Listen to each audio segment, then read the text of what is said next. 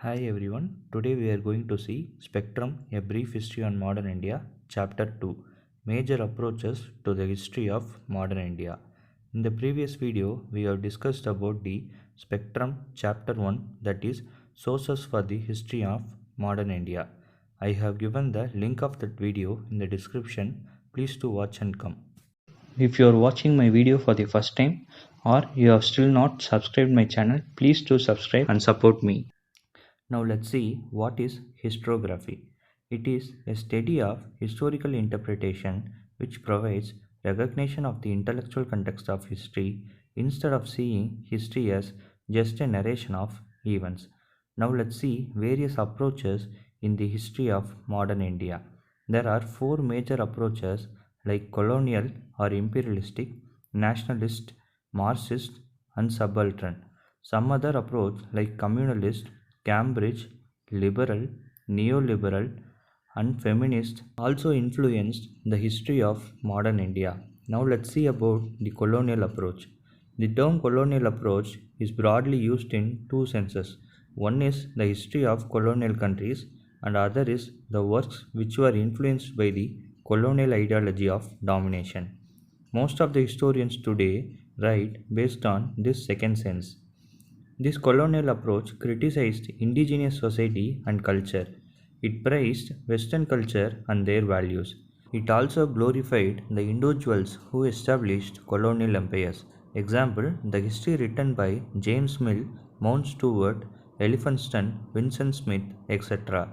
Some of the common characteristics of their writing were Orientalist representation of India, opinion of British brought unity to India, social Darwinism, that is, the English considered themselves superior to the natives and they felt they were the fittest to rule.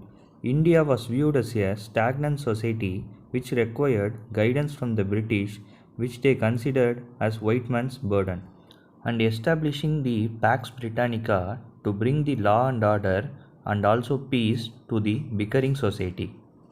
Now let's see about nationalist approach. The nationalist approach contributed to the growth of nationalist feeling and to unify the people in the face of religious, caste, linguistic and class differences. It looks at the national movement as a movement of Indian people which grew out of the growing awareness among all people of the exploitative nature of the colonial rule. Historians of modern India did not exist before 1947. Before 1947, the nationalist historiography mainly dealt with the ancient and medieval periods of Indian history.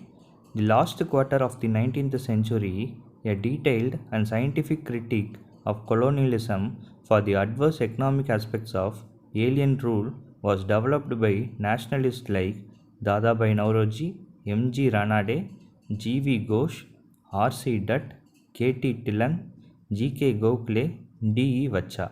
The only accounts of the national movement was by the nationalist leaders who were not historians such as R.G. Pradhan, A.C. Mazumdar, J.L. Nehru, Pattabi Sitharamaiah. R.C. Mazumdar and Tara Chand are noted nationalist historians of modern India. Now let's see Marxist approach. The beginning of the Marxist approach in India can be traced by two classic books. One is India Today, written by Rajini Palmi Dutt. It was first published in 1940 in England and later published in India in 1947. The other one is Social Background of Indian Nationalism, written by A.R. Desai, and it was first published in 1948. They were originally written for the famous Left Book Club in England. Marxist approach clearly see the primary contradiction between the interest of the colonial masters and the subject people, as well as the process of the nation in the making. But imperialistic and colonial history did not see in this sense. Unlike the nationalists, they also take full note of the inner contradiction between the different sections of the people of Indian society. R.P. Dutt sees Indian national movement as structured bourgeois movement. Sumit Sarkar criticized R.P. Dutt paradigm a simplistic version of Martian class approach. A.R. Desai traces the growth of national movement in 5 phases based on particular social classes which supported and sustained it. In the next video, we will see about subaltern approach, communalist approach, Cambridge approach, liberal or neoliberal interpretations, feminist historiography. And if you are not subscribed our channel, please do subscribe and support us. Thanks for watching.